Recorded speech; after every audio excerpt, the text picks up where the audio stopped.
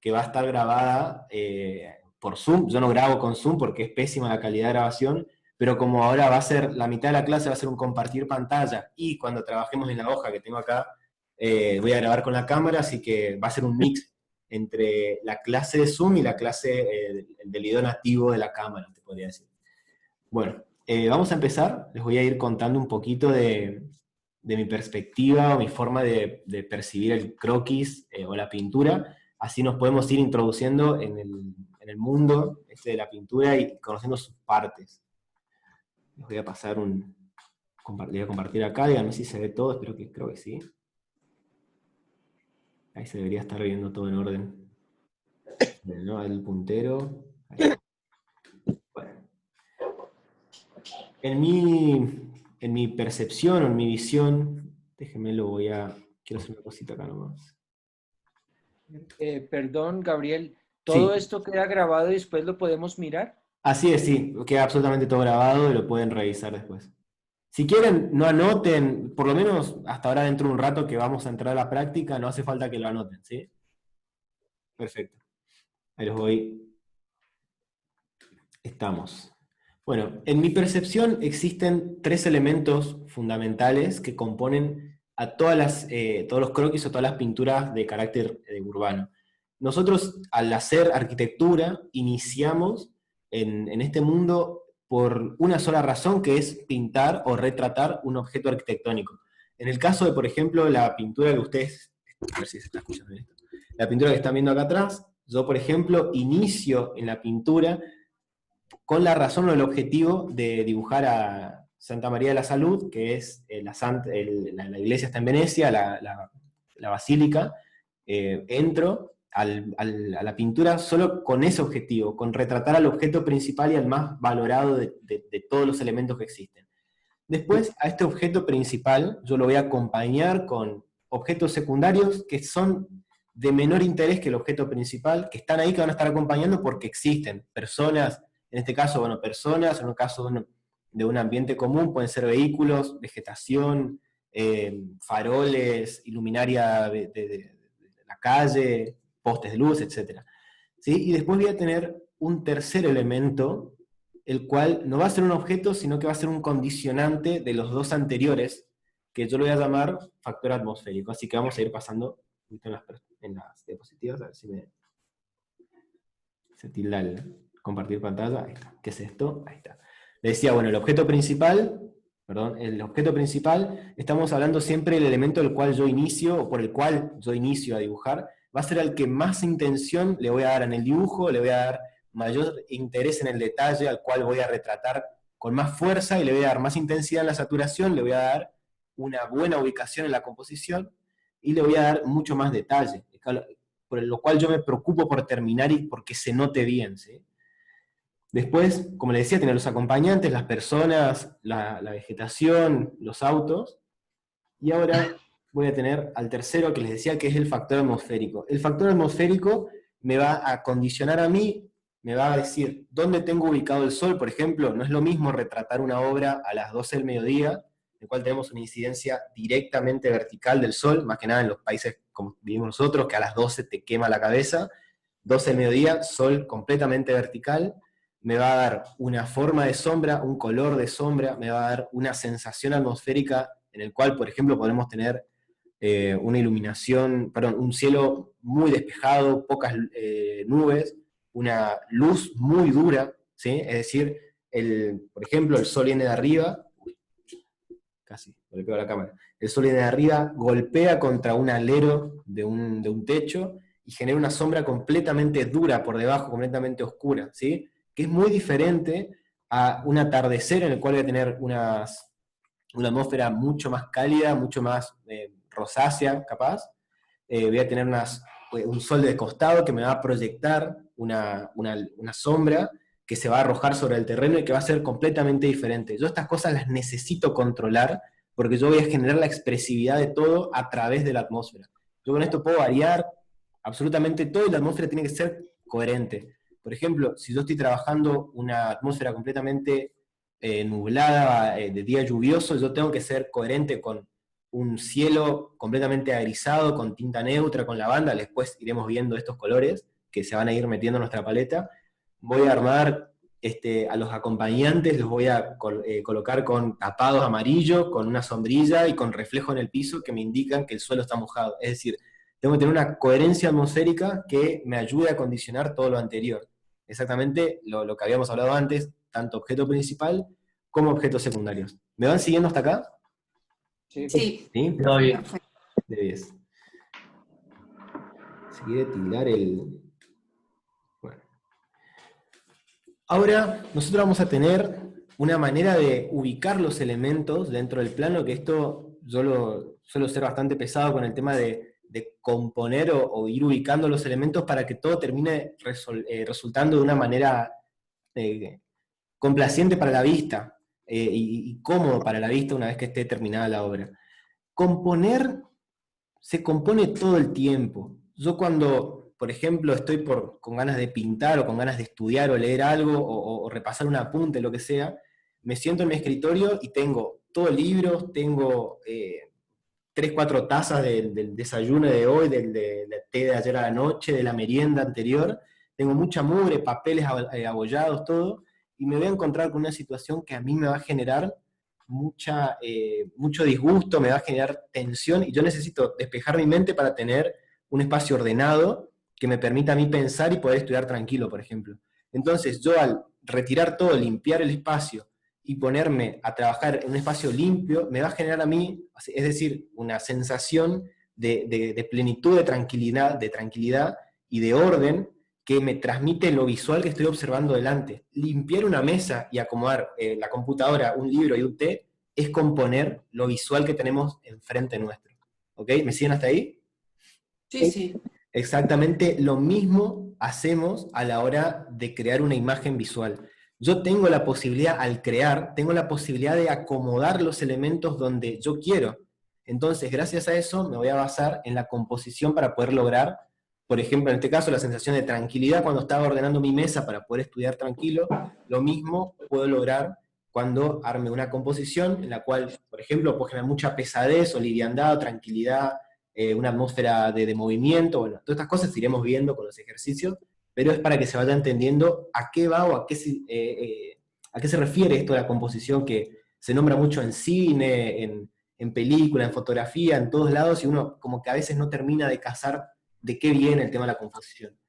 Fíjense, en este caso, al estar hablando de artes visuales, podemos tanto referirnos a una pintura, una fotografía o una película, y las reglas son las mismas porque todas ingresan por los ojos. Fíjense que en este caso tenemos a mi objeto principal en la situación, en la escena, la chica de la escena de acá arriba, esta es de Breaking Bad, son una escena, una conversación, en el cual lo más importante de esta escena es el gesto o lo que la chica vaya a decir.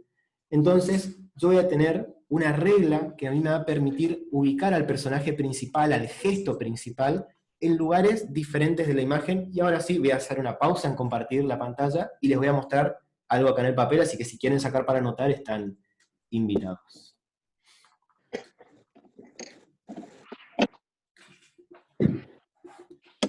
Voy a fijar la pantalla. Ahí está.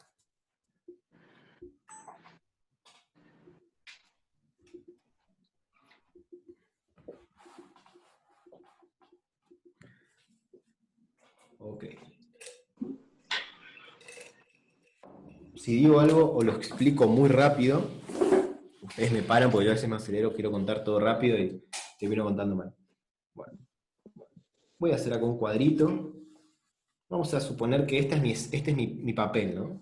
Yo tengo un papel horizontal en el cual voy a hacer una pintura. Denme un segundito, lo quiero acomodar para que me enfoque bien esto, porque es medio... Veo que le gusta renegar a esta cámara para enfocar. Ahí está. Más que nada cuando el papel está en blanco. Bien. Yo tengo acá un cuadrado. Fíjense que no hice la práctica, porque están bastante flojitas las líneas. Yo voy a basarme ahora en una regla que la voy a llamar, que la voy a aplicar bastante en todas las pinturas, que la voy a llamar la regla de los tercios. Al que estudió arte en algún momento de su vida les va a sonar.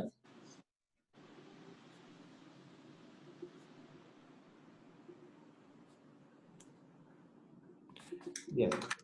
Esta regla de tercios me va a contar a mí que yo voy a tener 3 franjas horizontales de tamaño igual y 3 franjas verticales de tamaño igual, o de proporción igual, ¿sí? En este caso lo que voy a hacer es dividir en 3. Voy a dividir en 3. Y lo mismo lo voy a hacer acá arriba. Más o menos por ahí.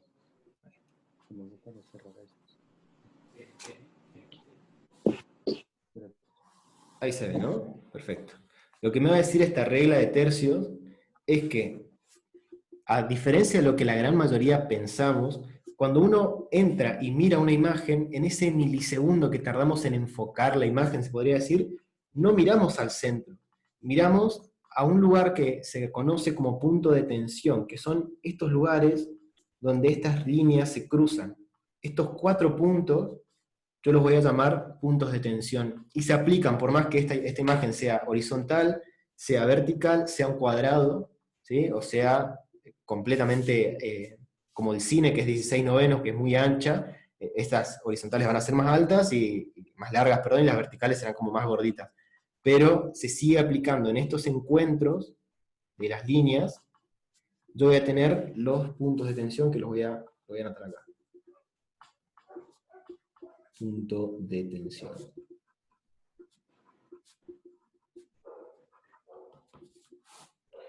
Ahí está. Ok, una vez que les expliqué esto, vamos a volver a compartir pantalla. Bueno, si ustedes se ponen a ver, esta chica está ubicada, la gran masa de ella, porque ella seguramente se moverá o hará un paso hacia la izquierda o a la derecha, o la cámara se moverá, pero la gran masa de ella está ubicada en estos 2 puntos de tensión, ¿sí? Y el resto de la imagen se ve cerrado por el desenfoque del hombro o del brazo y el hombro del chico, ¿ven? Yo vengo por acá y esto me expulsa directamente a prestar atención acá, porque a mí me interesa, o al director en realidad le interesa, mostrarme a mí la cara de ella, el gesto que ella vaya a hacer o lo que tenga para contar. Y cuando se da el contraplano, que se lo ve al chico, generando una respuesta, una reacción, lo que sea, se pasa exactamente lo mismo, pero del lado opuesto. Los 2 puntos de tensión del lado derecho me sirven a mí para orientar toda la masa donde se coloca el personaje, que ahora es el importante que tiene para gesticulizar, responder o reaccionar a algo. ¿Okay? Sé que esto tiene poco que ver con la perspectiva y con la pintura, pero se entiende, creo que con este caso, muy bien para qué se puede llegar a aplicar esta regla de composición tan básica y tan sencilla. ¿Me siguen hasta acá? Sí. ¿Va? Perfecto. Bien, en este caso, en un caso más real o más cercano a lo que nosotros vamos a hacer en el curso, vamos a tener una iglesia, como es esta, y lo que se hace fue, lo que se hizo, en realidad que el fotógrafo que lo hizo automáticamente, fue centrar los puntos de tensión más importantes, que son estos de la derecha, en el eje central de la fachada. ¿Ok? Fíjense como en el eje central de esta fachada, de esta capilla, debe ser, ¿cómo se llama? Luterina, porque es bien yankee la imagen. Tenemos los 2 puntos de tensión en el eje central de la capilla, que es simétrica, es decir, el eje central es bastante importante en este caso, me marca la puerta, la cruz arriba, y me es un lugar de muchísima tensión, a diferencia de los otros puntos de tensión que no me marcan absolutamente nada. ¿Sí?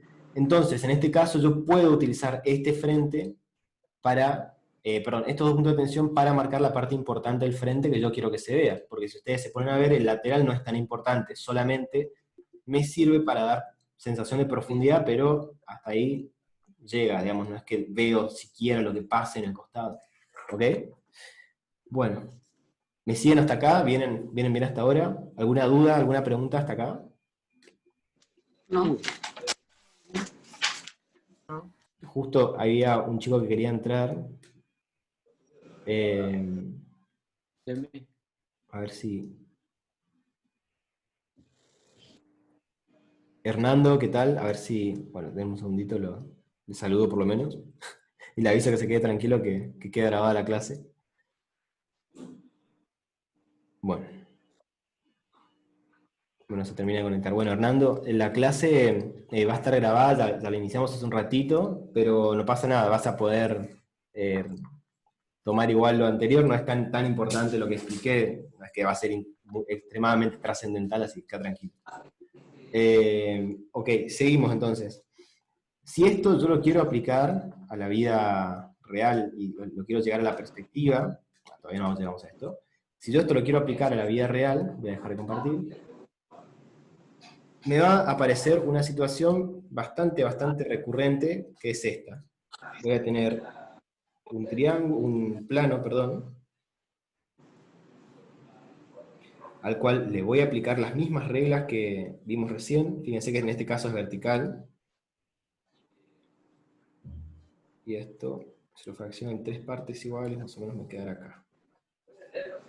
Fíjense que si yo a este plano le coloco los puntos de tensión, a mí me puede servir como regla, y que esto es algo que vamos a usar muchísimo como referencia, así que si esto lo quieren anotar, o lo están anotando, les va a ir de 10. Para evitar una soncería que se suele generar mucho en el mundo del croquis, que genera mucho, un croquis muy aburrido, es tirar la línea al horizonte en el medio de la hoja, por ejemplo, que es algo muy común y que por desesperación se suele hacer. Se tira la línea del horizonte en el medio y se tira, bueno, el piso, las casas para arriba y para abajo el piso. Y para dar una sensación mucho más interesante en la situación, lo que yo suelo proponer es que usemos nuestra línea, vamos a colocar esta como línea 1, línea 2, línea 1 vertical, línea vertical 2. A la línea horizontal número 2 la vamos a usar como referencia para depositar la línea del horizonte, que es un elemento de la perspectiva muy importante, y generalmente vamos a utilizar otro elemento que todavía no se los nombré porque ya vamos a ingresar a ese punto. Vamos a usar o la línea vertical 1 o la línea vertical 2 para ubicar el plano del cuadro, que es otro elemento bastante importante de la perspectiva. Sé que a algunos estos nombres les debe estar sonando como chino básico, así que lo voy a pasar a explicar acá, para que entremos a anotar. Ahora sí ya es bastante importante que anoten lo que voy a contarles ahora, así que si pueden, les súper agradecería que lo anoten, o si después, si lo quieren escuchar y después lo quieren anotar con el apunte, o por cómo quede resuelta la clase, mejor. La perspectiva tiene, esto me olvidé de decirlo, que se me pasa siempre, lo termino diciendo como en la clase número 3, así que lo voy a explicar ya. Quiero que queden claro, y esto se lo quiero decir desde ya, porque yo soy bastante eufórico a veces para corregir o para dar los temas y todo lo que yo les vaya a decir o explicar a partir de ahora en adelante hasta la última clase es solamente un punto de vista. Todas las correcciones que van a ser completamente objetivas, no es algo subjetiva, las correcciones no son subjetivas, son completamente objetivas al desarrollo del contenido. Y todo lo que yo les vaya a decir es solamente mi punto de vista, ¿ok? Todo lo que yo les vaya a decir es solamente mi forma de ver, y todo lo que les voy a enseñar es mi forma de ver, porque quiero ser lo más sincero con ustedes que me eligen a mí para el curso. Voy a intentar ser lo más transparente posible para que no haya ninguna confusión ni nada, pero quiero que sepan que es mi punto de vista, ¿sí? No quiero que se sientan mal por esto, ni que se sientan que es mal un dibujo por equivocarse una vez, para nada, o sea, para algo estamos para aprender equivocándonos, si no nos equivocamos. Pero bueno, eso, quiero que sepan que esta es mi forma de verlo. Toda la teoría que yo les voy a explicar es lo que yo fui aprendiendo, lo que fui procesando y creando a lo largo de estos años enseñando, y quiero que sepan que hay miles de formas de hacer. En Asia, que se dibuja un montón de sketch urbano, hay miles de formas, en Europa hay otras, como les decía, esta invasión asiática en Perú, que cambió la acuarela ahí, todo cambia y todo varía, ¿sí? Así que lo que yo les voy a decir es mi forma de verlo, y está siempre relacionado a una u otra escuela que lo fue impartiendo de esta manera, ¿ok? Así que, sin tanta vuelta, volvemos al papel. Acá, ingredientes voy a poner. Vamos a poner como componentes de la perspectiva. Los componentes de la perspectiva son poquitos, son 4 o 5. El más conocido de todos es la línea del horizonte, que salió bastante chuequita. La línea del horizonte es la línea que pertenece al mundo que me separa a mí el cielo de la tierra. Es cuando yo me paro en la ruta y veo al final de todo que no se ve nada, y hay una línea que es piso, montaña, lo que sea, y arriba tengo cielo y abajo tengo tierra, esa línea que me separa de las dos es la línea del horizonte. Sobre la línea del horizonte, y esto es para absolutamente todos los casos, sobre la línea del horizonte voy a tener el punto de fuga o los puntos de fuga, en este caso vamos a ver dos, voy a tener el punto de fuga 1 y el punto de fuga 2, o derecho. Pero bueno, punto de fuga 1 y punto de fuga 2. Estos elementos pertenecen a la Tierra o al mundo mismo, digamos, ¿ok? Pero yo voy a tener otros elementos que van a pertenecer al elemento arquitectónico que estoy dibujando. En este caso voy a dibujar un cubo para hacer algo, para iniciar, y lo voy a dibujar acá. La parte derecha del cubo, fuga hacia la derecha, la parte izquierda del cubo, fuga hacia la izquierda.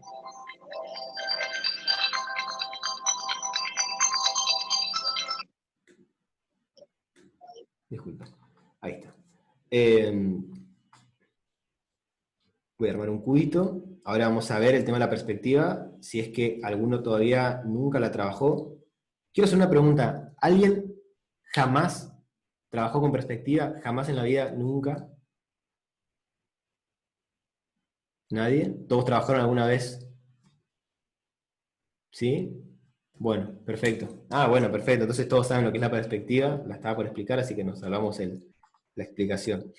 Bien, yo tengo un cubo acá, y acá voy a tener dos elementos que en mi parecer son extremadamente fundamentales para resolver una buena perspectiva y que se vea estética y que sea funcional. ¿Ok? El primero de todos, voy a hacer un poco más de zoom. El primero de todos es el elemento que se va a parar en el vértice más cercano del elemento arquitectónico.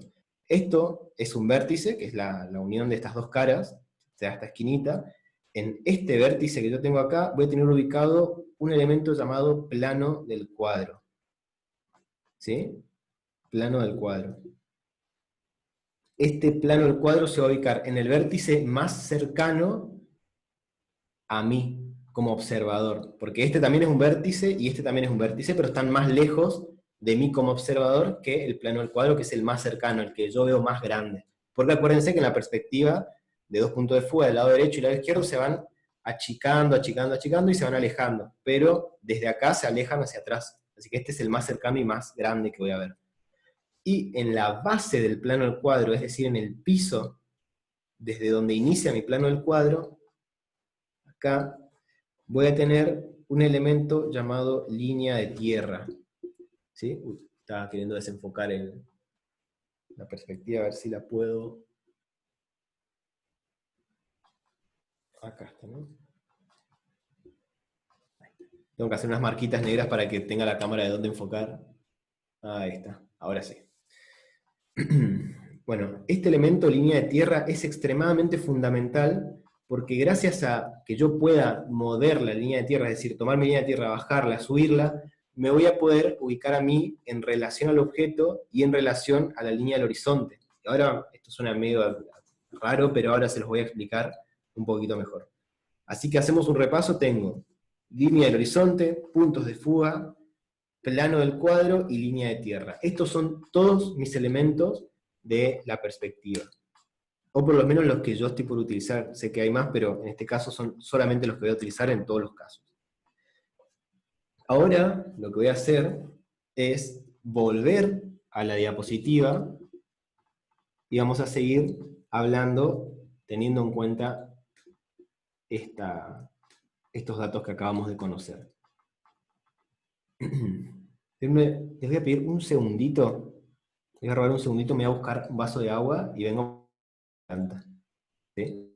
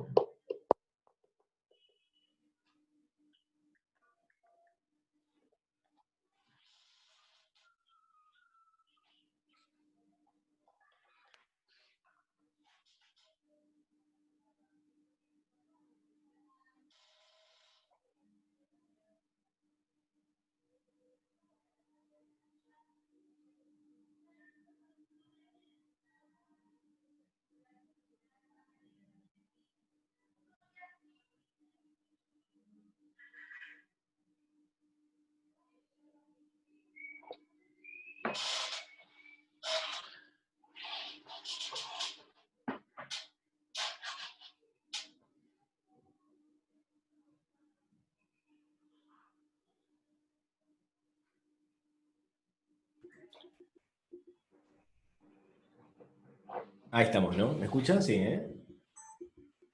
Ok, seguimos.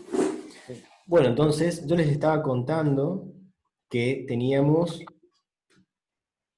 un elemento que lo llamábamos línea del horizonte, al cual, fíjense que en este caso voy a tener una vista completamente peatonal. Y acá entra un juego que muchos a veces no sabemos cómo llevarlo adelante o cómo cambiar o cómo dominar si estamos dibujando una vista peatonal o una vista aérea. Muchas veces nos pasa que nos supera el objeto y terminamos haciendo una vista aérea sin querer y nosotros queríamos hacer una peatonal.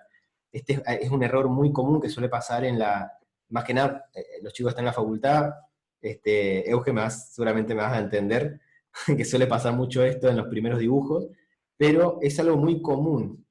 Fíjense, en este caso, lo que yo hago para hacer o para simular que estoy trabajando con una vista peatonal es identificar primero dónde está la línea del horizonte, que en este caso pasa en la cabeza de todos los espectadores porque es una foto que se está tomando a una altura de 1,60 m más o menos, porque me doy cuenta, ¿cómo me doy cuenta? Porque tengo la línea del horizonte, que está más o menos acá, y fíjense qué cercana a la línea del horizonte voy a tener el inicio o la base de la iglesia. Fíjense que ahí está la escalinata en la cual comienza la Catedral de Milano, ¿sí? Pero fíjense qué diferencia, ahora para que vean en contraste, en este caso voy a tener más o menos acá la línea del horizonte, ¿sí? Que está mucho más alta, y tengo la línea de las cabezas muy por debajo. Y fíjense cómo hago yo para hacer esta referencia o esta relación en realidad de una vista aérea en un croquis, alejando, como pasa en la imagen, completamente la base o la línea de tierra con la línea del horizonte. Fíjense, la base de la iglesia está completamente alejada de la línea del horizonte, a diferencia del caso anterior, que la línea de tierra y la línea del horizonte están prácticamente pegadas. Están pegadas, pero están muy cerca, a diferencia del otro caso, que podemos observar que por lo menos acá hay 7 metros de diferencia entre la línea del horizonte y la línea de tierra. ¿Me siguen hasta acá? ¿Se puede apreciar la diferencia? ¿Sí, sí? Perfecto. Pasa que no los veo a todos, los veo solamente a algunos.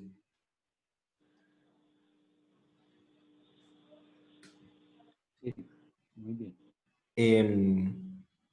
¿Alguien me quería decir algo porque no los alcanzo a ver? ¿Cómo Ah, ubicas la línea de horizonte en esta imagen? ¿Por qué no está abajo, en la Tierra? Disculpa. perfecto. Bueno, en este ¿Cómo estás? caso, fíjate que se puede observar que la línea de horizonte está mucho más arriba.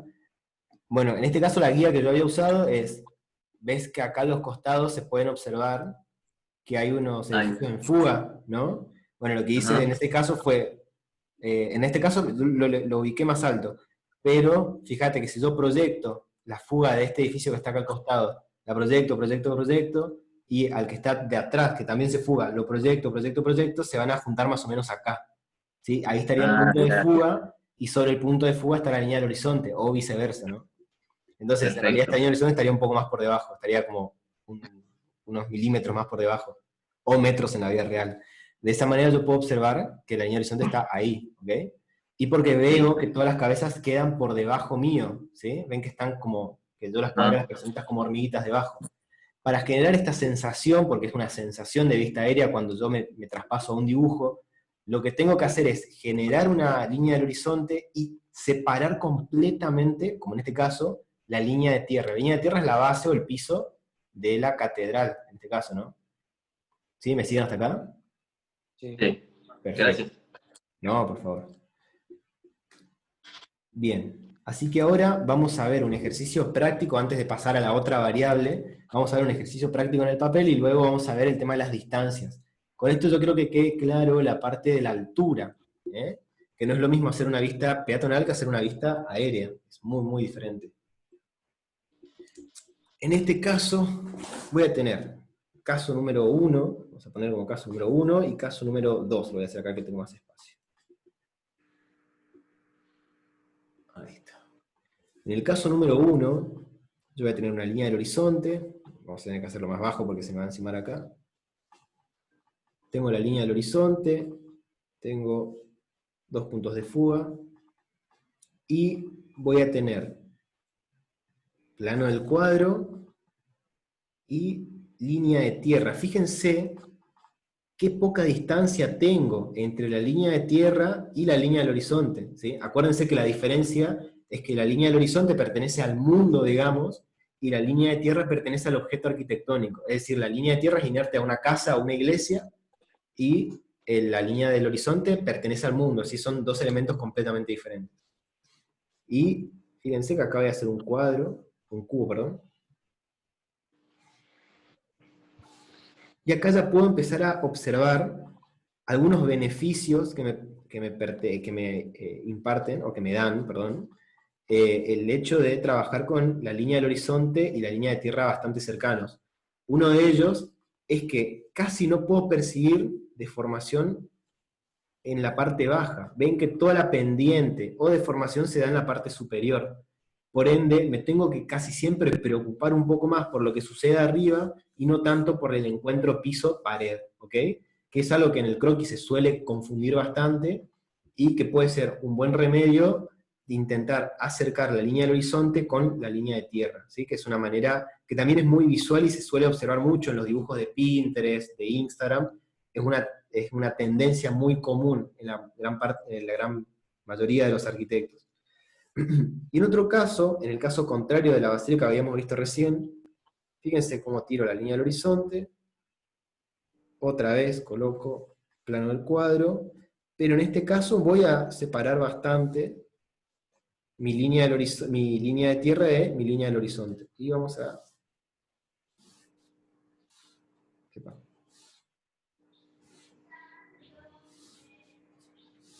Estoy bastante flojo con las líneas, ¿eh? Acá voy a hacer el cubo. Voy a intentar hacer un cubo bastante similar.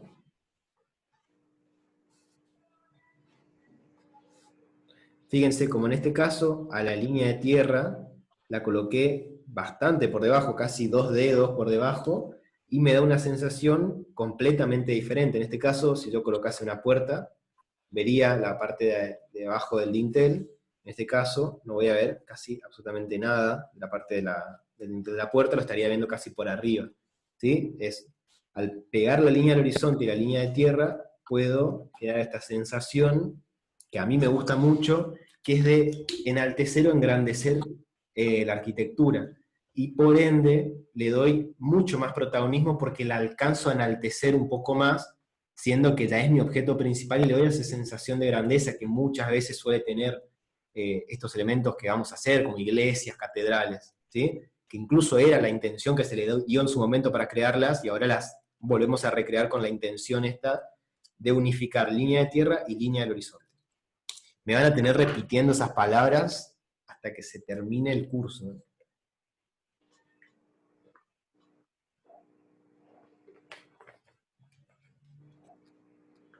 Bien. ¿Estamos hasta acá? ¿Alguna duda? No quiero que por vergüenza o algo no lo quieran preguntar. Creo que estamos ahí. Esa es la diferencia más importante que nos puede brindar conocer la ubicación de la línea de tierra y de la línea del horizonte. Y saber ubicarlas, ¿no? Entonces, cada vez que yo quiera hacer una vista peatonal, es un poco más baja de la peatonal, voy a usar el caso 1, es decir, pegados, y en las aéreas voy a despegar mi línea de tierra. Después vamos a tener el caso exacto, pero esto para ir entrando en materia, digamos. Voy a dar vuelta a mi apunte. Y vamos a volver a compartir pantalla, si podemos explicarles un poquito más. Bien, hasta ahora vamos a hacer un repasito medio rapidito de lo que estuvimos viendo, para que aplaquemos un poco. Lo que estuvimos viendo hasta ahora fue lo siguiente. Yo les dije que teníamos un objeto principal, al cual lo acompañábamos de objetos secundarios, y también lo condicionábamos por una atmósfera que le iba a dar luces, sombra. También me puede decir que es un atardecer, un mediodía, que tengo un día lluvioso, un día soleado. Todo eso se condiciona por los 3 elementos primeros. Dije que iba a tener una composición en la cual iba a aprovechar para colocar mi arquitectura, mi elemento más importante, en una de estas partes importantes de la composición, como eran los puntos de tensión, ¿se acuerdan? Y ahora lo que vimos es cómo veo la arquitectura, es decir, desde una altura más o menos aérea o medianamente aérea, o desde una vista peatonal. Y ahora también tengo el último condicionante de todo, que es el del final de todos, que es si lo veo cerca o si lo veo lejos. Y es completamente diferente la percepción a si estoy pegado a la arquitectura o si me voy 50 o 100 metros de distancia. Así que a eso vamos a ir ahora mismo. En este caso tengo la Acrópolis. En el caso 1 vamos a tener una foto en la cual se puede observar desde cerca el Partenón. Puedo observar tiene muchos beneficios observar de cerca la arquitectura, tengo la posibilidad de ver la cercanía, de ver el detalle, de observar las estrías de las columnas, lo devastado que se puede ver el Partenón, etc. Pero tengo que pagar la condición de no saber las proporciones reales o las dimensiones reales del elemento, ya que voy a tener que verlo muy deformado por cuestiones de la perspectiva y por cercanía en el elemento tan grande, y yo lo estoy viendo tan de cerca. Entonces, voy a tener lo bueno de poder verlo de cerca con todos los detalles, pero voy a perder mucha capacidad en tema de distorsión y de visualización real del tamaño del objeto. Incluso me voy a perder la gran parte de los detalles del techo y muchos otros que seguramente si tengo gente no me van a permitir ver de cerca. Y después tengo un caso completamente aparte. Estoy viendo la Acrópolis desde lejos, toda la parte de arriba, lo estoy viendo como a 200 metros, 100 metros será esta foto, desde un dron me imagino, en la cual puedo ver el Partenón y su atmósfera o su alrededor completamente plenos, ¿sí? Puedo observar todos los elementos que lo incorporan, puedo ver todas sus columnas, cómo incide el sol, cómo se proyecta la sombra, cómo se genera el juego de luces por las columnatas, etc. Puedo observar absolutamente todo con mucho detalle porque puedo ver el elemento desde lejos y lo puedo apreciar casi sin deformación, porque fíjense que esto se ve prácticamente recto, no tiene ningún tipo de deformación, o casi nulo, a diferencia del caso de arriba, que esto tiene una pendiente muy marcada y muy fuerte. ¿Sí? Entonces son dos elementos o dos situaciones distantes que voy a tener. En el caso 1, vamos a decir que tengo el observador a 100 metros, bastante lejos del objeto, y después el observador a unos 7, 8, 5 metros de distancia del objeto arquitectónico. Vamos primero al caso 1. En el caso 1, yo voy a explicar el caso 1 y ahí ya vamos al papel. Voy a tener el caso en el elemento arquitectónico, el cual va a percibir muy poca deformación, y voy a tener, como les dije, la posibilidad de poder observarlo con toda su plenitud y todas sus formas y todo su tamaño, casi sin deformarlo. Esto me va a permitir a mí poder contemplar la arquitectura en su totalidad. Para ello, voy a ir al papel y le voy a explicar cómo vamos a hacer nosotros para poder aprovechar esto al máximo, y acá vamos a hablar un poco de proporciones y de cantidades, digamos. Me está queriendo volver loca la cámara, así que voy a ver dónde tengo el foco. Acá una manchita. Bueno, ese va a ser el enfoque de mi cámara. Ahora sí, voy a tener el caso 1, dije, lo estaba mirando a 100 metros de distancia casi. Y para este caso voy a tener una situación bastante interesante. Voy a tomar como medida la tapita de mi Rotring. Este va a ser, sabes que vamos a tener que, vamos a dar vuelta a la hoja. No la hice muy baja mi línea del horizonte.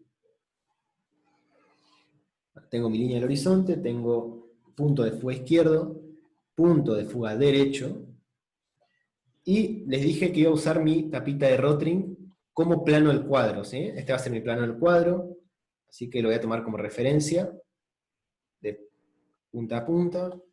Este es mi plano del cuadro, y esta es mi línea de tierra. ¿Ok? Ahora le voy a fugar.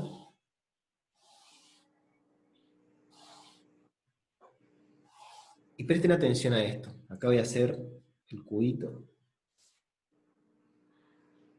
Vamos a repasarlo.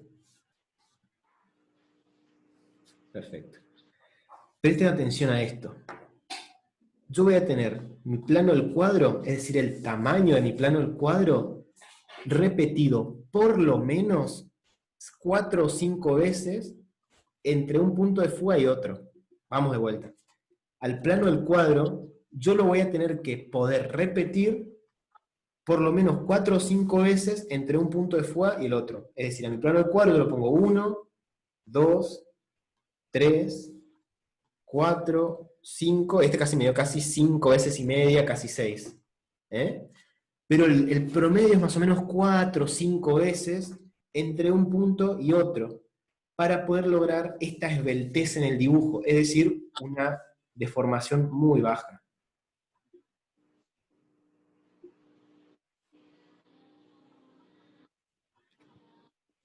Vamos a poner casi baja, sí, vamos a poner baja.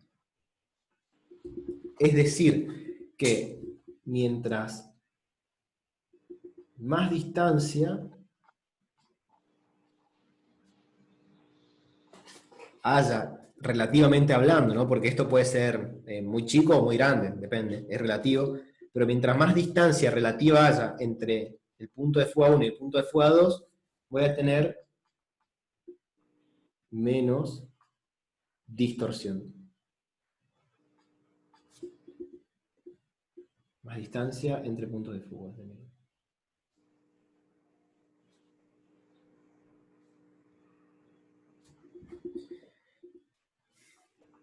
Esta es una regla que vamos a utilizar bastante. Y les digo, muchas veces sucede, si me dan un segundito voy a traer una punta acá.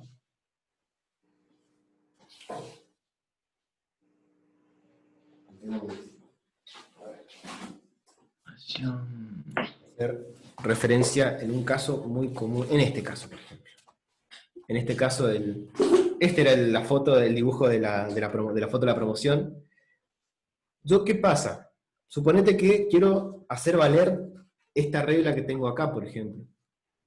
¿Cómo lo hago en un dibujo tan corto como esto? Yo tengo una situación así cortita, yo no puedo meter una línea de horizonte extremadamente largo, la regla que las 5 veces, el plano del cuadro, qué sé yo. ¿Cómo hago? Imposible, porque si no tendría que hacer un dibujo así chiquito para que me entre. Bueno, lo que vamos a hacer en todas las clases va a ser a nuestra línea del horizonte extenderla con una hoja, ¿sí? Acá una hoja pegada, se lo voy a correr. Voy a extender la línea del horizonte de una manera práctica con una hoja, y ahí voy a poder hacer mi relación de las 5 alturas, y esparcirlas para otros lados. Esta es la forma más práctica en la cual se puede llevar a cabo esta práctica, esta técnica que estamos viendo acá. Porque muchas veces pasa eso, no tenemos hacia dónde fugar, y claro, es porque nos falta hoja en realidad, pero es una cosa fácilmente resolvible. Y después vamos a tener el caso número 2. En el caso, este es caso número 1, y en el caso número 2, yo voy a tener todo lo contrario, voy a tener una línea de horizonte bastante corta, y una deformación bastante importante, un plano del cuadro bastante importante, que en este caso, si yo fugase, acá,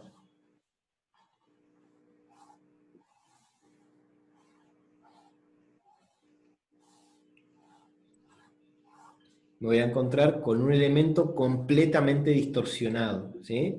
Todo se deforma mucho más, y es por la razón de que, fíjate lo que es mi plano del cuadro, y la distancia que hay entre línea y horizonte es casi un plano y medio, más o menos, ¿no?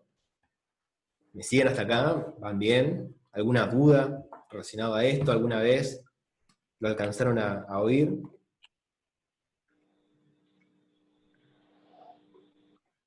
Oh, perfecto. ¿Perfecto? De 10. Bueno, entonces, vamos a hacer un breve repaso de lo que estuvimos charlando, antes de seguir. Ya entramos en lo divertido que es la acuarela. Bueno, lo que les contaba era que teníamos las dos formas de ver la arquitectura, una muy controlada en realidad, la altura, es decir, si lo estoy viendo desde abajo. Lo que yo suelo hacer con mis pinturas, y que me gusta mucho hacer, es como si tomase una foto, no desde la altura de mis ojos, sino que como si la tomase desde casi el piso.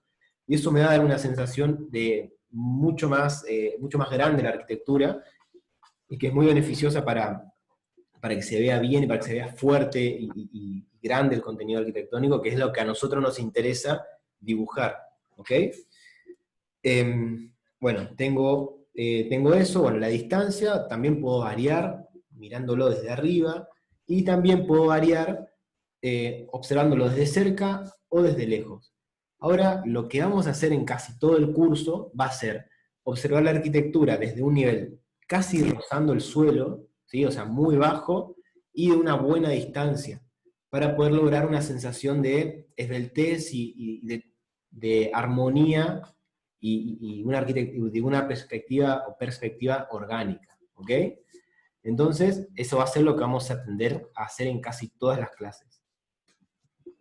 En resumen, prácticamente, voy a tener mi línea del horizonte, voy a tener una línea, un plano del cuadro, voy a tener, acá si ya empezamos, volvemos a hablar de relaciones, voy a medir o acotar mi mi plano del cuadro, ¿sí?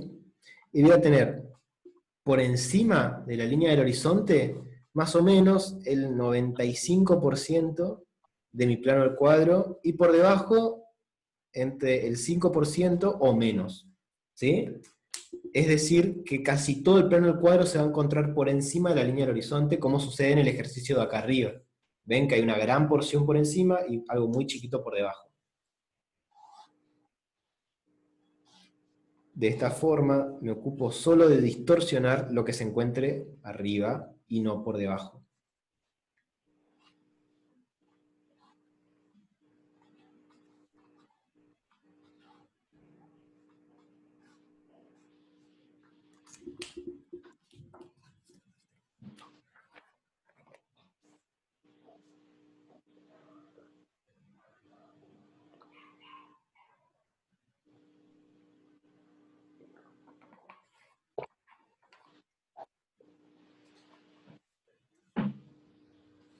Bien.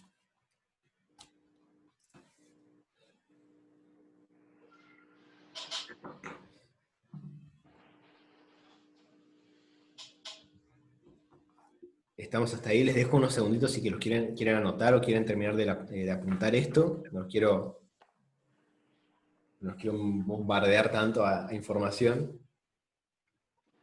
Esta es la clase que van a tener charlando bastante largo y tendido, pero después va a ser bastante tranqui.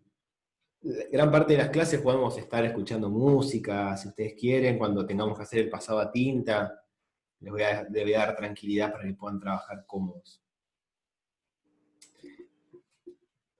Bien, ahora ya tenemos lo de la perspectiva, las nociones básicas, las partes y las variables en altura y de distancia. Lo que vamos a hacer ahora es hablar de las nociones básicas de la acuarela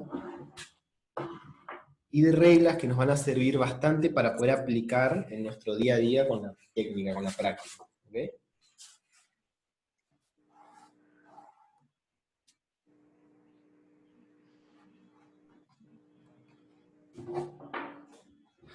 Bueno, esta parte, para no matar mi hoja, porque tengo una hoja de apunte nada más, la voy a encintar mientras les doy tiempo de traer sus elementos. Si tienen las acuarelas mejor.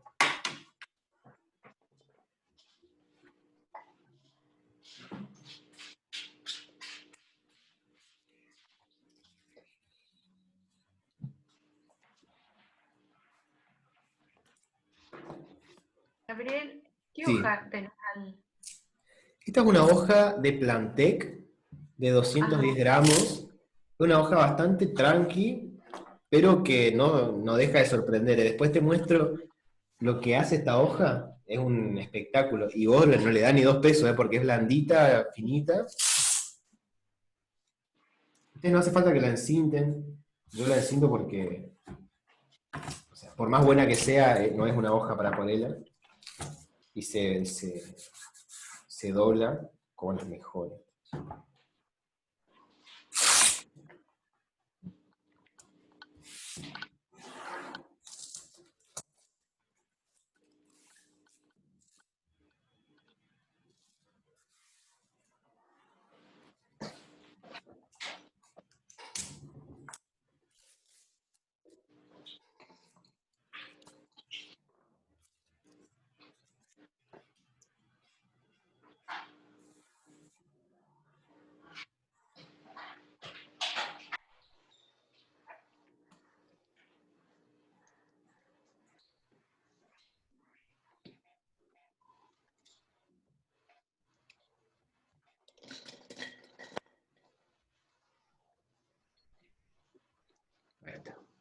Perfecto. Bueno, voy a usar la primera parte de la hoja para que hablemos de proporciones y de cantidades de agua.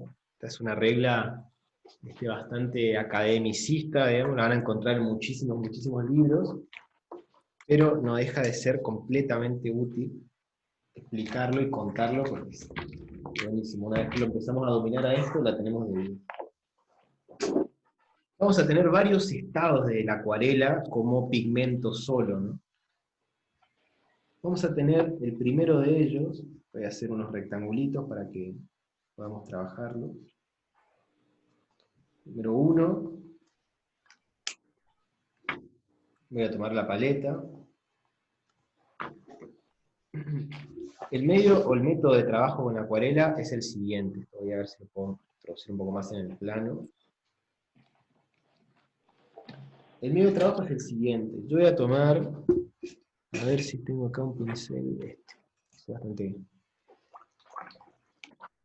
Para pintar con acuarela, como les mandé en el, bueno, seguramente todos pintan, pero lo más práctico es tener un atomizador, como estos, así chiquitos, o cualquier atomizador funciona. Ahora con el coronavirus estamos todos con los atomizadores, el cual vamos a usar para liberarle el pigmento, para activar el pigmento.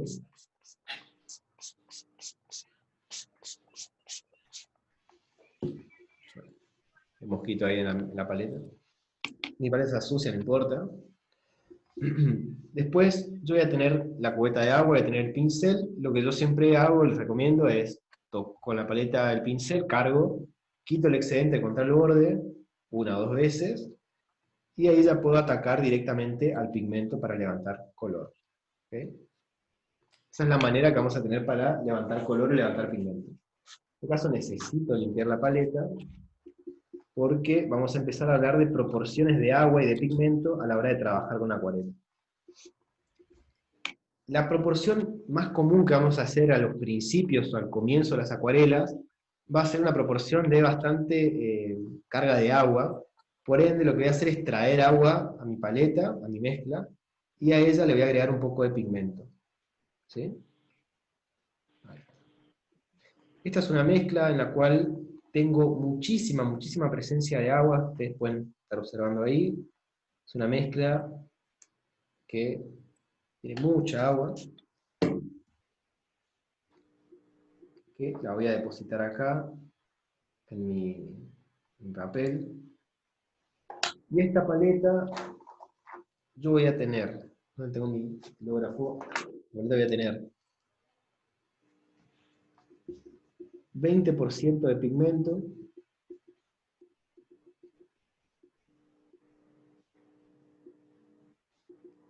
y 80% de agua.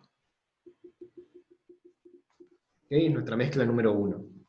La mezcla número 2, yo voy a tener que subir el nivel de pigmento y reducir un poco la cantidad de agua. Para esto voy a usar la misma cantidad que tengo acá, pero lo que voy a incrementar es el pigmento. Por ende, entro con mucho más pigmento. Tengo, fíjense, un color mucho más intenso, pero que sigue siendo bastante húmedo, ¿sí? Es un papel, es un color que tiene bastante presencia de agua, pero es más fuerte en color, es mucho más intenso en color, tengo mucha más carga del pigmento.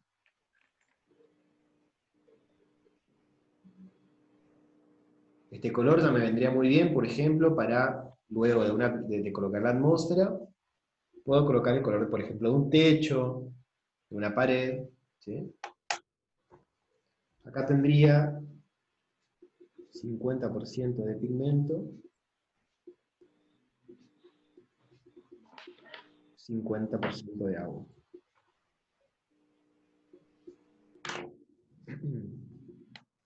Ahora en el número 3 la cosa se empieza a poner un poco más densa. Voy a quitar un poco de agua de mi paleta y empezar a trabajar con bastante pigmento. Que ahora sí ya estamos hablando de una buena saturación. Es un color que se podría saturar o se podría prácticamente superponer a varias aguadas.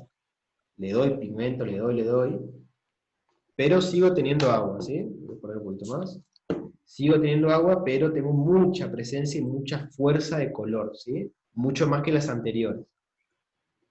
Entonces, este va a ser mi caso número 3.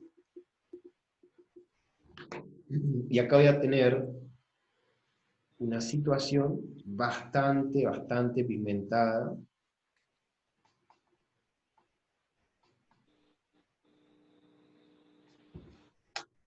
Se puede notar, creo que ahora ya es bastante notorio, la saturación que hay entre el tercero y el primero, la diferencia es bastante amplia. Tenemos algo súper suave, muy acuoso, a algo ya un poco más intenso, a algo bastante intenso, saturado, de puro color.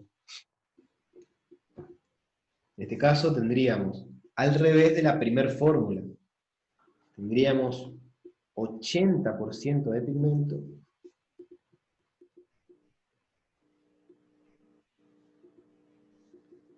y 20% de agua.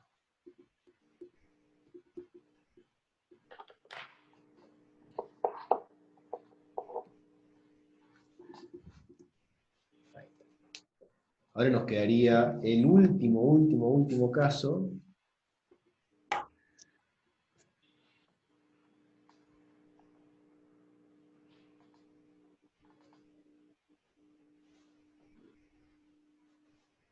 al cual, fíjense, voy a ir con mi pincel a la paleta.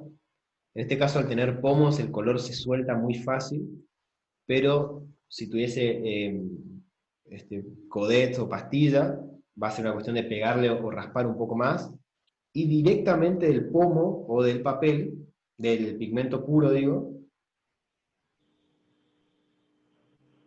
me voy al papel, ¿sí?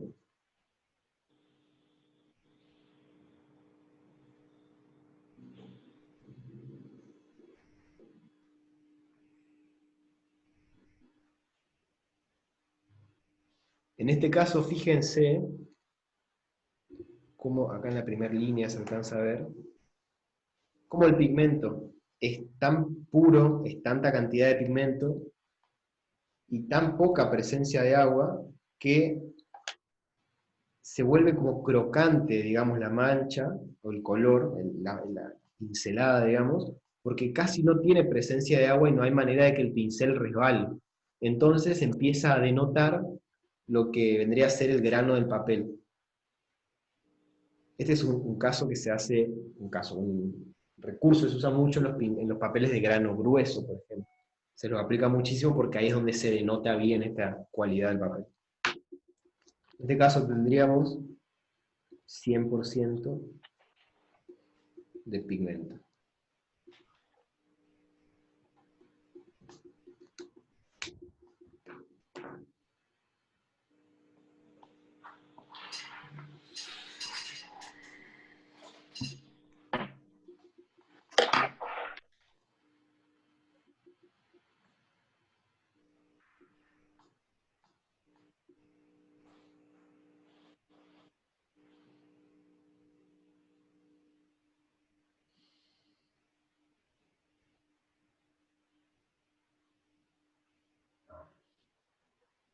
Bien, vamos a ir hasta acá.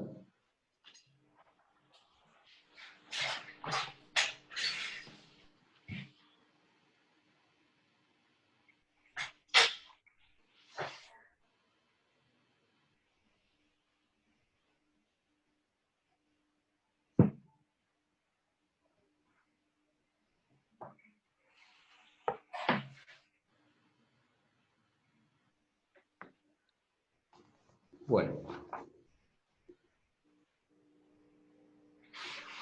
voy a volver a centrar esto. Hasta acá tenemos las proporciones, de lo cual voy a secar.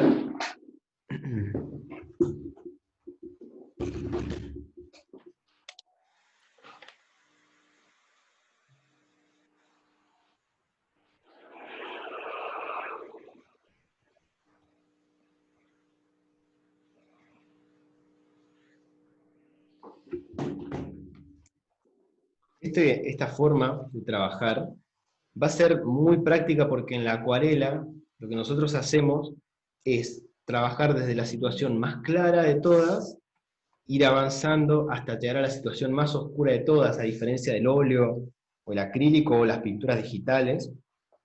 Siempre se trabaja de lo más claro. Yo, por ejemplo, puedo hacer un cielo celeste y mezclarlo con un medio tono, después más ocre, por ejemplo, o más sepia, y después arriba puedo colocar una casa. Pero lo que no puedo hacer es colocar una casa y unos edificios y después querer hacer el cielo, por ejemplo. Porque siempre se hace lo más claro, lo más luminoso primero, y luego lo más oscuro, lo más opaco, lo de mayor intensidad. Esto lo podría explicar con teoría, pero no sirve de nada, es mejor que ustedes lo vean en la práctica y lo vean aplicado, es mucho más eficiente. Y ahora lo que voy a hacer acá al lado es hacer unos rectángulos porque vamos a ver la manera en la cual aplicamos la acuarela. Voy a hacer unos cuadraditos.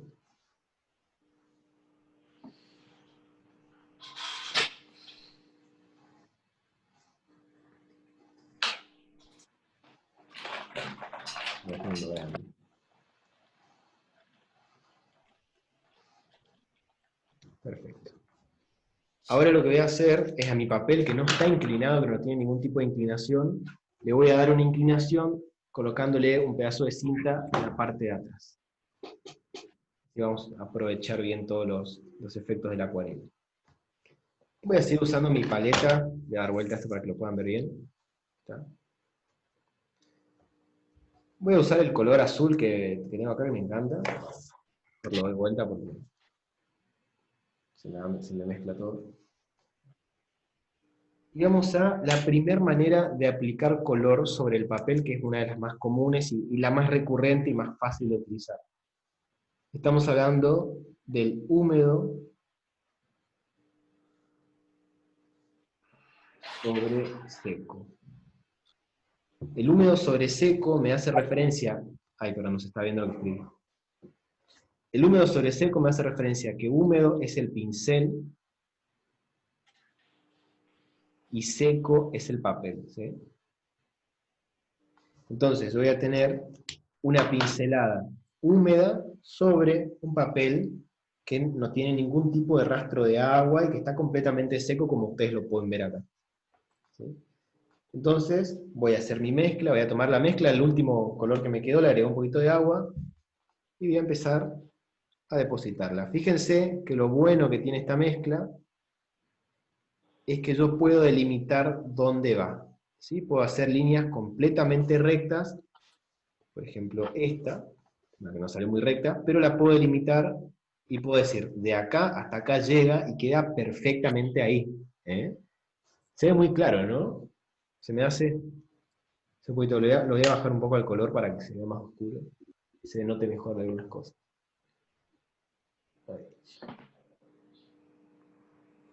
Ahí se ve un poco mejor, a mí me gusta más. Bueno. Esta es la modalidad húmedo sobre seco. Y ahora vamos a variar un poco. Voy a poner acá un papel para que no se salpique. Y al caso número 2 lo voy a nombrar húmedo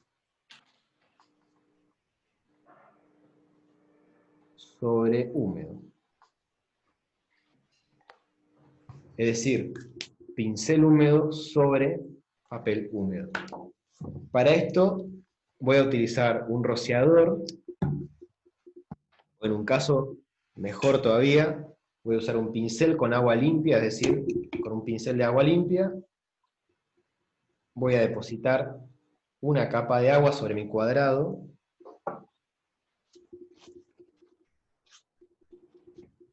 esa capa de agua yo la puedo alimentar con rociador.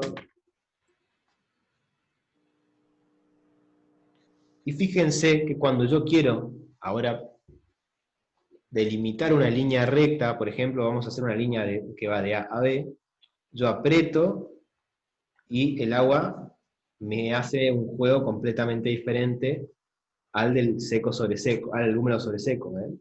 Yo quiero definir, y donde hay agua, el agua juega un papel que es mover el pigmento. ¿Ven? Entonces, este húmedo sobre húmedo a mí me condiciona la libertad de poder definir. Que, ojo, esto que estamos haciendo acá es fantástico para poder mezclar colores, para poder mezclar tonos, hacer atmósferas mucho más leves, más suaves. ¿Sí? Es algo mucho más plástico, digamos, sería la palabra exacta, más plástico.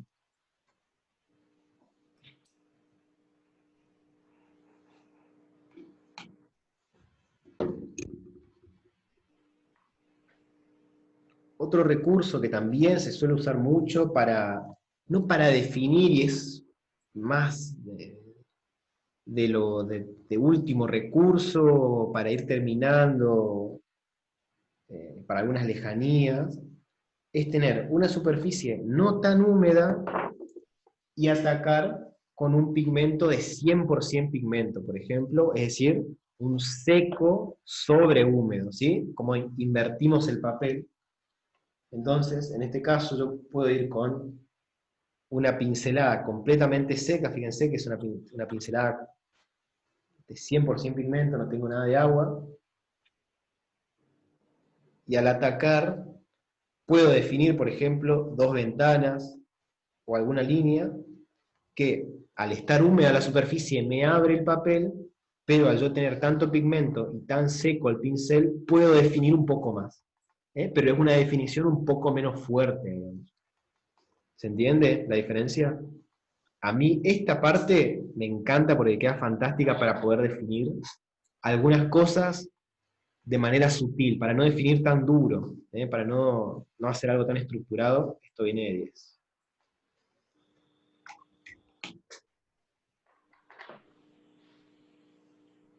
Entonces a este le podríamos decir seco sobre húmedo.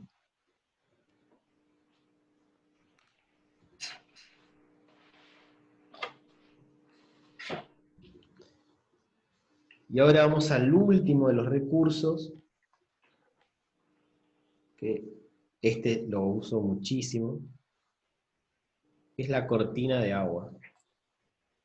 La cortina de agua es muy conocida, es un húmedo sobre húmedo, pero a la cual le vamos a demandar inclinación, y mucha inclinación, para que yo pueda depositar agua, como el húmedo sobre húmedo.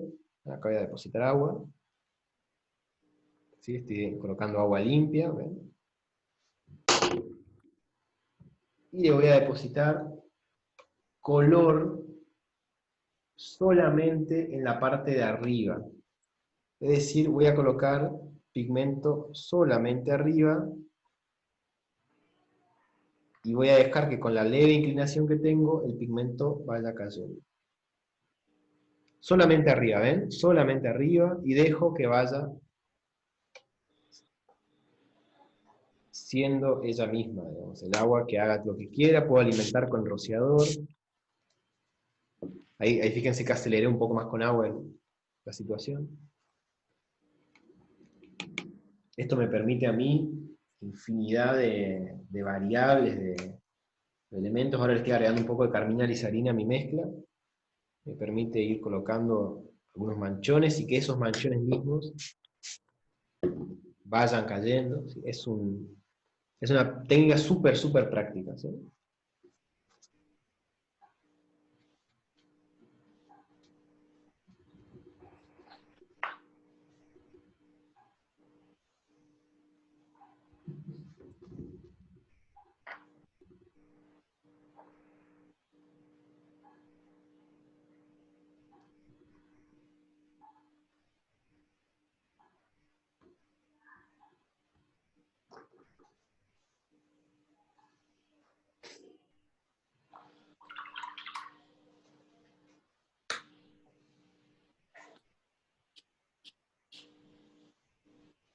Bien, ¿cómo vamos hasta acá?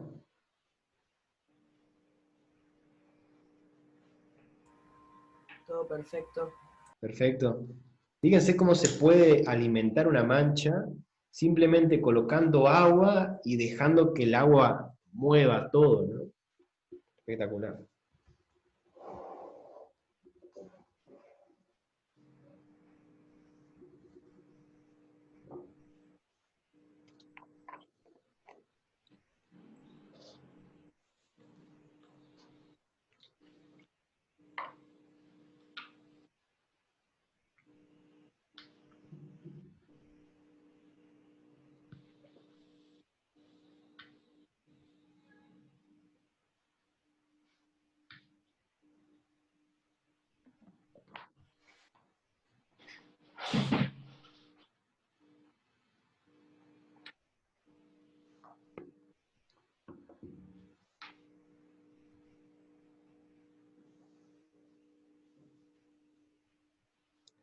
Bien, vamos bien. No los quiero apurar tanto.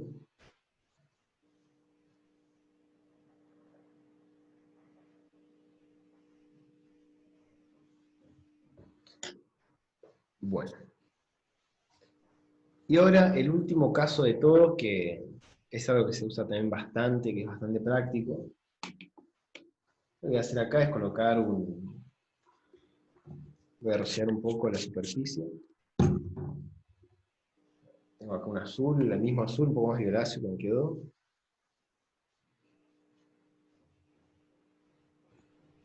Lo coloqué acá. Y ahora a este azul quiero darle un poco más de vida, vamos a suponer. Entonces lo que voy a hacer es tomar mi pincel, un pincel más chico. Me voy a armar vamos a hacer un rojo, un naranja, por ejemplo. Tomo un naranja.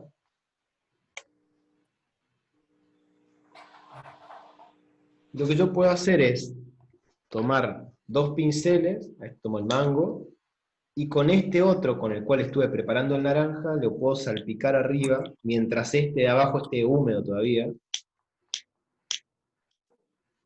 y de esa forma armar un salpicado que vendría a ser un húmedo sobre húmedo, pero salpicado, que me va a dar esta sensación bastante práctica yo lo uso mucho en vegetación, en pisos, en sensaciones de relleno, digamos.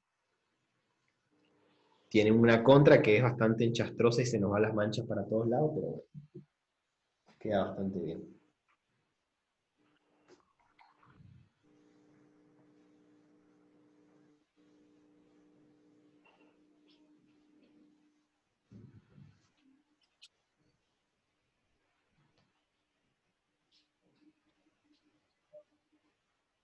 Bien, les hablé bastante, así que les voy a dar un recreíto hasta las 21, son 20:59.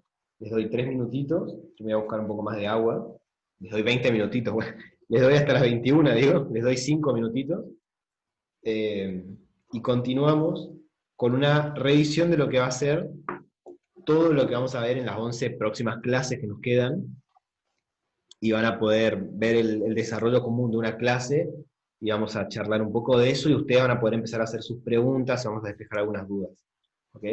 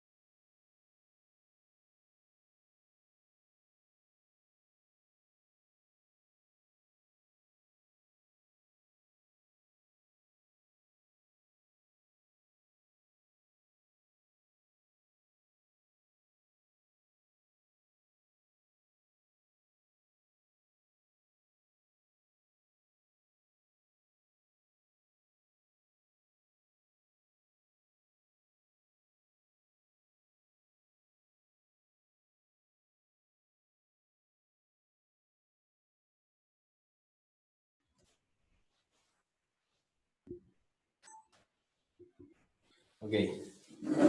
Seguimos un poco charlando. Creo que siguen, creo que están todos, ¿no? No sé si se fue alguien.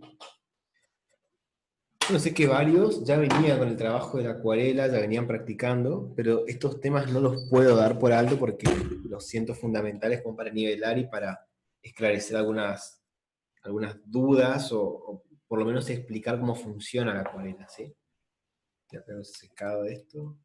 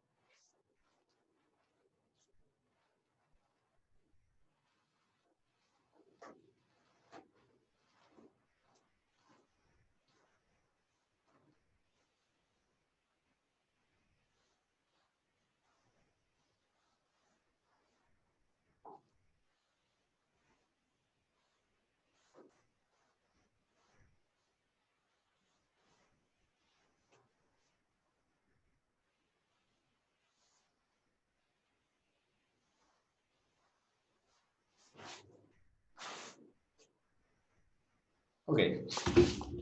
La modalidad de trabajo va a ser, estos son ejercicios de clases anteriores, acá tengo uno. La modalidad de trabajo va a ser la siguiente. Un ejercicio viejo, la manera que resolvía antes los cursos, pero me sigue sirviendo. Nosotros vamos a hacer un análisis, no exhaustivo, pero un análisis de la forma y de la morfología arquitectónica que estemos estudiando. Vamos a estudiar las proporciones que existen dentro de las vistas. Para esto, ustedes, quienes no sean arquitectos o que no hayan trabajado con arquitectura nunca, van a ver un video cortito de un profesional de la UBA, que es un profesor que tiene un canal y explica muy bien el sistema diédrico, que es el sistema de visualización que parte de un cubo de la ISOE, en el cual ustedes van a poder entender cómo funciona una vista, una planta, un corte. Para quienes nunca lo hayan escuchado, es chino básico, pero es súper fácil de comprenderlo. Y de esa forma nosotros vamos a analizar previamente cómo funciona una vista, o la vista frontal en este caso, que era la más interesante, la lateral del lado derecho, izquierdo, perdón, de la casa, y gracias a eso podremos ubicar los elementos, y luego de acá haremos una construcción coherente en la cual nosotros, al conocer el elemento arquitectónico en detalle, podremos variar la ubicación del plano del cuadro hacia donde nosotros querramos, y podemos de esa forma armar nuevas luces, nuevas sombras y una composición un poco más dinámica. ¿Ok? Ese va a ser el trabajo en la mayoría de los casos. Por lo menos al principio lo vamos a estructurar un poco para que se asiente el método, y después ahora vamos a ir flexibilizando un poco. Este es un claro ejemplo. Este es de un curso que lo di hace varios meses, ¿ya? Creo que esto fue junio o mayo. Pero bueno, la forma de trabajo es así: hacemos el análisis a la derecha, el croquis a la izquierda, y vamos a ir trabajando con la paleta de colores, bueno, explicando toda la composición, cómo hacer el cielo, etcétera, y todos los elementos que van de costado. ¿Qué más? Bueno, me imagino que varios deben tener varias dudas relacionados a materiales, colores, bueno, alguna duda de materiales, de papeles, pinceles, lo que sea. Yo creo que intenté explicar lo máximo posible ahí en el video que les mandé y en el mail que les mandé, pero bueno, era levemente introductorio, así que capaz que haya quedado algo suelto. La modalidad de trabajo de comunicación que vamos a tener, va a ser, voy a cambiar la cámara. La forma de comunicación que vamos a tener va a ser a través de Telegram todos los días, y ahí yo les voy a pasar los videos, vamos a poder charlar, intercambiar. Seguramente varios conocen, pero para quienes no, Telegram es una red social, si se podría decir, como WhatsApp, es como una forma de comunicar, un medio de comunicación bastante privado, bastante productivo para los grupos. Es súper fácil de usar, lo pueden encontrar en la Play Store o en la App Store de Apple.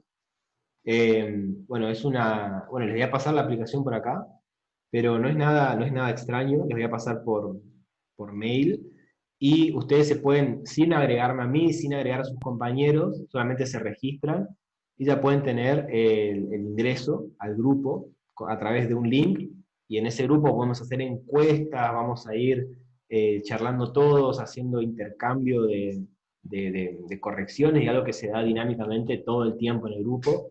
Es una charla, preguntar cosas, recomendar perfiles, bueno, absolutamente todo. Tengo uno de mis, de los estudiantes, de los chicos que están acá, Gaby, ya está con mi curso, y van a ver, él va a llenar el curso de perfiles y de recomendaciones, un crack. Bien consumista, igual que yo. Nos llevamos bien por eso.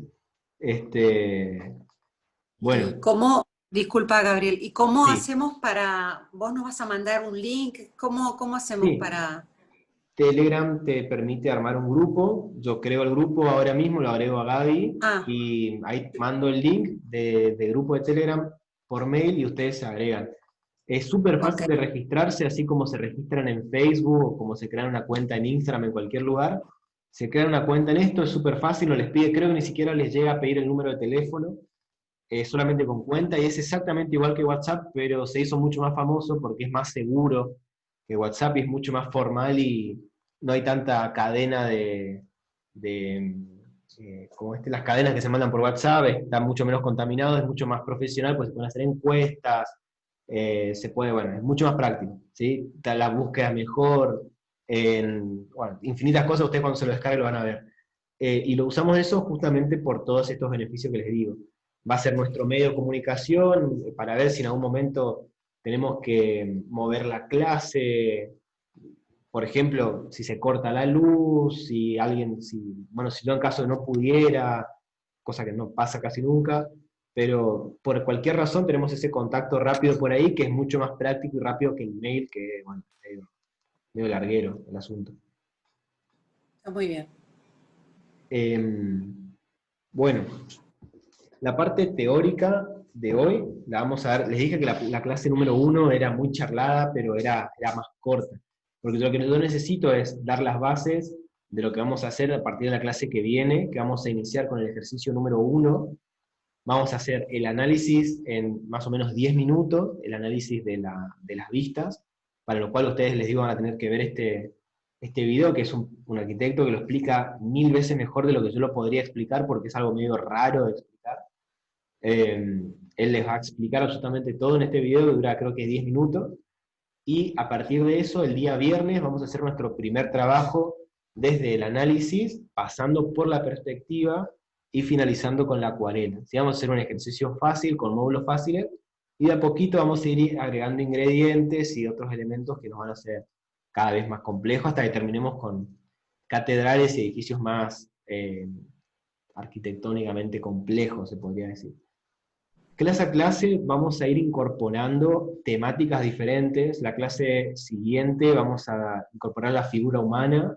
En la clase número 3 vamos a incorporar vehículos. En la clase número 4 vamos a trabajar vegetación. En la quinta vamos a hacer perspectivas interiores. En la clase número 6 vamos a revisar una perspectiva peatonal. En la clase número 7 vamos a hacer aéreas. y a partir de ahí, una vez que vimos aérea, vamos a empezar a subir la dificultad de todas las otras medidas. Pero este es el programa que ustedes ya lo habrán visto en el video, en el mail y todo, que vamos a seguir con todas las temáticas nuevas en todas las clases para ir abarcando la mayor cantidad de variables posibles, digamos, hasta llegar a algo más complejo, que ustedes vayan agarrándole la mano, etc. ¿Ok? ¿Alguna duda, chicos? ¿Alguna pregunta que quieran hacer? No tengan miedo. Gabriel, ¿algún tipo de mina que recomiendes? ¿Más duras, más blandas para dibujar? Ah, perfecto. Mirá, la mina en particular no te va a hacer la diferencia, capaz un 2B, yo uso 2B nomás, portamina 2B, de 2 milímetros. El que me encanta, que no tengo porque no consigo, es este que es un 0,9 milímetros, que es casi un milímetro, es 0,9 milímetros 2B, o 4B incluso, no, 2B es buenísimo. Este era fantástico porque es un punto medio entre el 0,05, no, perdón, entre el 0,5 y el 2 milímetros, es como el punto exacto, y encima sirve para manchar, pero no se consigue, en Mercado Libre lo conseguís. Acá en Chaco, no, o sea, no voy a comprar por Mercado Libre eso, porque 800 pesos lo envío, pero es fantástico, es muy bueno. Después sí, cualquier mina o cualquier lápiz. Todos los lápices, a excepción de que sea acuarelable, no se borra o no se corre con la acuarela, casi ninguno. Nunca me pasó, así que creo que no pasa. Vas directamente en el papel y ahí ya manchás. Exactamente, sí. Nosotros vamos a trabajar lápiz, luego pasaremos tinta y después pasamos a la acuarela, ¿ok? Pero bueno, después ya en la clase 8, 9 vamos a dejar la tinta y vamos a hacer sketch solamente con lápiz, que es la parte más difícil, es más complejo terminar o concretar con lápiz solo que con la tinta que te define, ¿viste? Te define el borde, la ventana, es más fácil con tinta. Después el tema de papeles, creo que es la pregunta más común y la duda, digamos, que siempre existe entre qué papel se usa, que no sea, no sé, Arches, que no sea Heritage, Gememure, que es Müller o Hammermüller o algo así, que es el más raro, que es como la gallinita. Bueno, los papeles, sinceramente, que les recomiendo para croquisar, si quieren que sea de celulosa, Montval de Canson anda bien dentro de todo. Este Plantec que tengo acá, que les mostré recién el dibujo, fíjense que el dibujo en sí se ve bien, este dibujo es medio viejo, no es que habla muy bien de mí, digamos, pero ahora les puedo mostrar otros que funcionan y cumplen dentro de todo, que es un buen papel, por más económico que sea y por más fino que sea, porque son 210 gramos. Pero después lo ideal, pero ideal para ilustrar y para croquisar, es el papel de prensado en caliente o de grano satinado, que ese es ideal para croquisar porque no tiene grano que rompa el estilógrafo, porque vos agarrás un estilógrafo como este que es un Copic y se lo pasás a un Arches de grano fino aunque sea y te lo rompe la punta o te la daña, digamos, porque es muy granulado y tiene mucho volumen, relieve, se podría decir. Después, Canson Heritage está bueno y es bastante más económico que Arches, por ejemplo. Pero bueno, hay una infinidad de papeles. No sé qué papeles habrán usado ustedes o tienen a mano, o cuál acostumbran usar. Una cosa, ¿vos borrás sobre el papel? ¿No le pasa nada? Borrar. Intento Sí. casi no borrar porque lo que te hace el papel es que te engrasa y donde hay grasa no se adhiere la acuarela. Entonces te puede quedar una laguna. Puedes usar este que es a ver si ve mejor, es el de miga de pan, que bueno, este sí, si vos pasás a penitas, exactamente ese, si vos lo pasás así a penitas, lo vas levantando al lápiz y funciona. Lo mejor es a veces no borrar. Si es muy evidente el error, lo pasás suavecito y anda, no pasa nada. No está perfecto. Después el tema de papeles, les dije eso. Art Nature es un papel que está ahí más o menos, digamos, es medio caro. Fabriano también anda más o menos, obviamente todo lo que es academia anda bastante bien. Pero bueno, es cuestión siempre digo eso, que es una cuestión de ir probando. El papel es pura prueba. ¿Sí? No hay como un papel perfecto para todos, sino que cada uno les gusta más rugoso, más satinado. o que haga la manchita, que se rompa fácil, bueno, ahí depende del gusto, siempre depende del gusto, y es que cuestión de ir probando. Y nunca compren el blog, si pueden comprar la hoja suelta mejor, así pueden probar muchos, porque el blog a veces te ensartás 25 hojas, 30 hojas, y hasta que no las terminás a veces te da medio pena comprar otro. Entonces mejor una hoja suelta de 35 por 50 o de 50 por 70, después otra hoja suelta, y así hasta que decís, a este me gusta, este más me gusta, y te quedas con ese. Y ahí es la mejor forma, digamos, de probar. Y todas las marcas venden todos los papeles en sueltos, así que eso es lo mejor que pueden hacer. Después pinceles, son todos de Argentina, excepto Mauri, que sos de Colombia, y creo que hay un chico más que era de Ecuador, che. Bueno, sé que en Ecuador hay muchísimo, pero, no, en Perú, era de Perú, perdón. En Perú hay muchísimo, por lo que les dije de la acuarela y toda la inmigración y todo esto. Pero acá en Argentina el tema de pinceles, Plantec tiene casi todo, tipo la línea completa de pelo natural, sintético, lo tiene Plantec, las pinceletas son buenas. Armate tiene unas pinceletas que son estas, que más o menos sirven para el tema de las aguadas y que no raye tanto el papel, y son re económicas. Pero bueno, después obviamente lo mejor es siempre, ahora va a entrar en Argentina, son estos de pelo de ardilla, que ahora están caros, pero van a entrar más económicos. No sé si alguno tiene algunos pinceles como estos, si los trabajó, si tiene algunos. Bueno, vi que Mauri tiene uno de Rafael, creo que lo vi ahí en el... ¿Sí? Sí, ¿no? Sí, se reconoce fácil. ¿Eso se puede conseguir en Mercado Libre? Si se consiguen, sí, en Mercado Libre se Amazon. consiguen. Sí, sí, Amazon. sí. En Amazon también, sí. No, obviamente en Amazon conseguís todo, pero acá en Argentina es medio duro de conseguir. Ese es un armate, creo, el que tenés ahí, ¿sí, Lana? ¿No? Sí. No, es un Uh. Princeton. No sé Ah, si es mirá. como se pronuncia. No lo conocía. Bueno, el nombre te dice todo. Mirá la que tiene. Esa que tiene Mau. Perdón. Lo compré o sea, lo compré por Amazon y me Ujú. equivoqué en el número, y este número es 20, Ah. y es como una pared, más o menos. Y bueno, no sé, uno dice, ¿ves? Claro. No sé si Mirá lo qué ves. lindo. Sí, claro. Qué lindos pinceles eso. No los conocía, la verdad. Después tengo otros, este estaba usando recién, que es el 8, y Fantástico. la verdad que son, pero no son de pelo natural. Me negué a comprar de pelo natural. Porque me da como una cosa. Todos son prácticos los pinceles. El que estaba mostrando, exactamente ese que está mostrando Mauri, es un Skoda esa es la colección de Joseph's Book Beach, de pelo sintético, de pelo de ardilla, está buenísimo. Ese vendría a ser una especie de como digamos, que acá lo trae Winsor en Newton, que es ahí está, no sé bien. Ujú. Es un pelo de ardilla. Bueno, esos son los famosos pinceles de acuarela, son de pelo de ardilla. Son buenísimos, son súper suaves, pero los pinceles sintéticos andan de 10 también. No es algo que te impida pintar, no tener un pincel de pelo natural. No. Toda la vida se ha pintado sin pincel de pelo natural y andan bien. Yo les recomendaría las marcas acá, Kazan, Plantec, tienen re buenos pinceles. Bueno, en tu caso, Mauri, tenés Amazon, que es un golazo. Kazan, mirá, fíjate cómo lo tiene Valentín, está perfecto. Ese pincel, esa línea es muy buena. La línea 976 creo que se llama, o 796, algo así. 975. 975, ahí está, ahí casi, en el palo. Como es, esa marca también es muy buena, funciona súper bien. Bueno, después las acuarelas, eso sí, ahora con el tema de la pandemia es re difícil conseguir todo, es bastante denso.